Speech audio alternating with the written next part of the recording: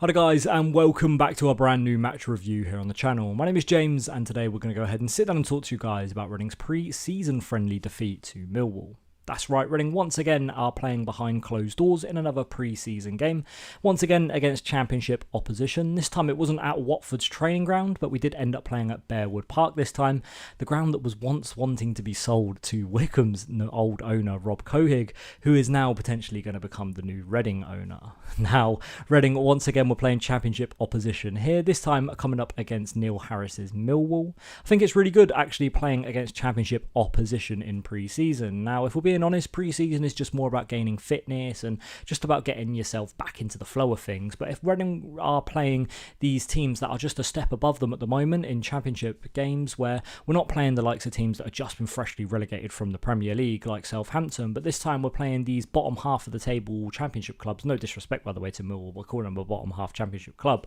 but these teams that are like, typical Championship teams like, the Watfords, the Millwalls, playing Cardiff, QPR in the next coming weeks. I think these are really good tests for Reading, because as much as it's about gaining your fitness, it's also about where to see your levels are. And with some of these players, you can kind of get a grasp about where the levels are, especially when it comes to some of these youth players that are playing in these fixtures.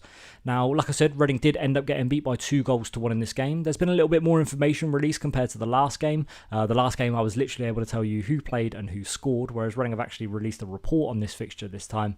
So yeah, we'll be able to go ahead and give you that. Now, Reading had the first starting 11 playing for the 60 minutes, and then the second starting 11 played for the last 30. Now, the first starting 11 consisted of Joel Pereira in goal. Tavonge Rashisha played at right back, whilst John Ryan played at left back. Amadou Mbenge and Abraham Kanu were the two centre backs. Lewis Wing, Ben Elliott and Charlie Savage were all in the midfield, while Kelvin Ehibhatiomhan and Femi Aziz played out wide, with Jaden Wareham playing up front. Now, when you take a look at that starting 11, you take out Kanu for Tyler Bindon, you take out Rashisha for Andy Yiadom, and you take out Wareham for Sam Smith, and I think you've got just about Reading's starting 11. I think a lot of the players that are going to be playing with each other this year are the likes of Elliott, Savage and Wing. I don't know if we're going to go to a midfield 2 or a midfield 3. I think you're missing Harvey Nibbs in there as well. He's someone that probably would start, if we're being completely honest, probably inside one of their midfield positions. But when you see this team, I think John Ryan is someone that's going to be a starter this year. I don't know where the takeover's at. I don't know if we're going to be able to sign any players and stuff like that. So at the moment, our left back option is either Jarrell Dorset or John Ryan. And for me, I think if you want an out-and-out left back, you go with John Ryan. If you want to go with this more modern 4 centre-backs philosophy, you go with Jarrell Dorset. Now, the game itself, we'll talk about the first half. Reading actually started off really, really well.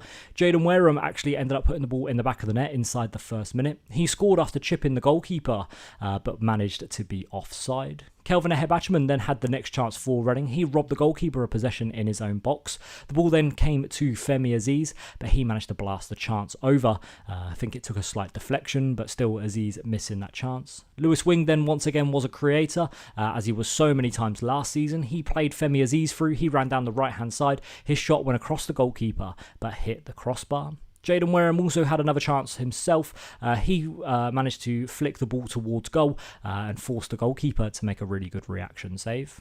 Millwall, though, despite having no chances so far, managed to score the first goal of the game. 24 minutes in, a 20-yard strike flew past Joel Pereira and went into the top left-hand corner, putting Millwall 1-0 up. Millwall did manage to get another half chance. They managed to play the ball over the top, and Amadou Mbenge was faced with a chance of a one-on-one against his striker, and Mbenge came out on top, out-muscling his man and playing the ball safely back to Pereira. Now, Reading did go 1-0 down going into the half-time break, but the second half saw more chances for Reading. That's right, Jaden Wareham was managed to be found from a corner. He flicked it on, but fired the ball just past the post. Reading did eventually equalise though, and 54 minutes into the game, Kelvin Ehibhatiomhan managed to score. Femi Aziz down the right-hand side played a ball across the edge of the box. He managed to find John Ryan, who teed Kelvin Ehibhatiomhan up, and Ehibhatiomhan fired the ball into the top left-hand corner.